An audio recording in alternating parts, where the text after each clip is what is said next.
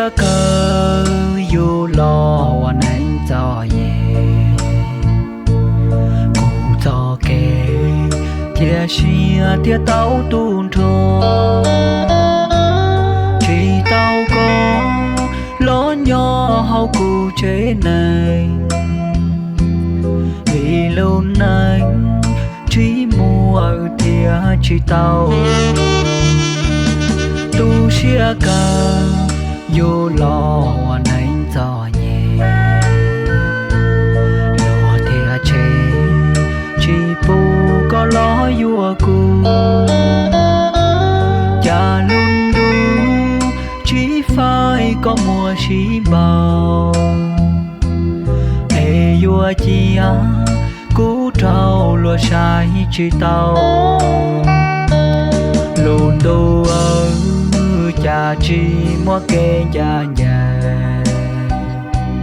chia lo canh lo cú im lòng chia mù dầu nó cú vô ua ly cha ua này ua luôn anh lứ chia mù cho nụ tư tu xiên thọ tiền nó của chỉ tao có cho vô mò vô cho có bé chơi cho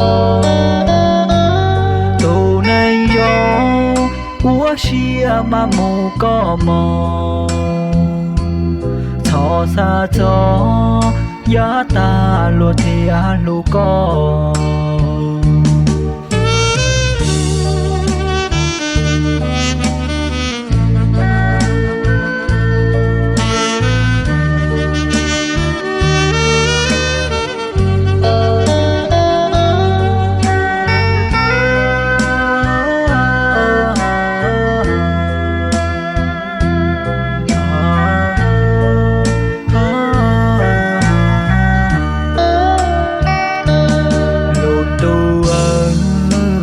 chỉ mua kê cha nhà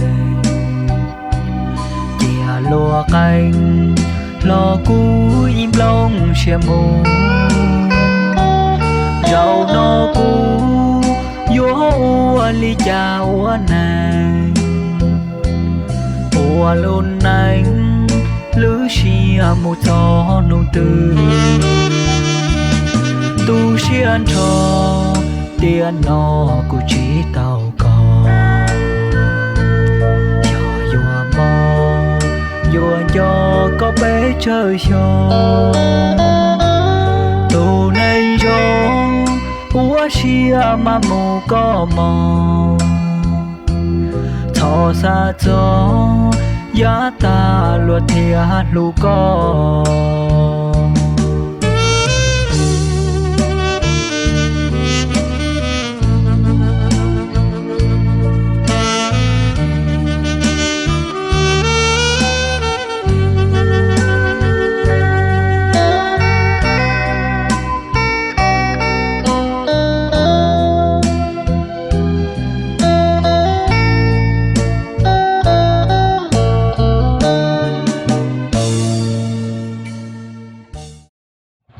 Hello, chào các bạn. Hôm nay mình review con xe RSX này cho mọi người cùng xem đây.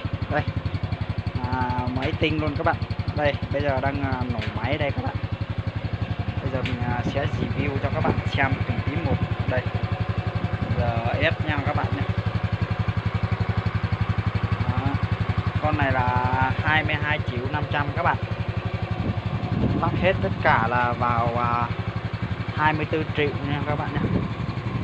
Dòng xe này là cái này là người ta cũng là bán riêng, đây riêng luôn các bạn, đây cũng bán riêng luôn nha các bạn nha.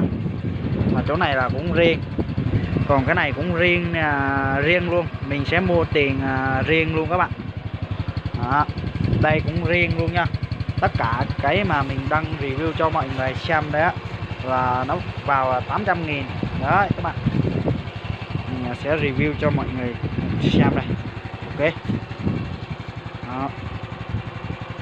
Đây là dòng phanh cơ các bạn. Ok.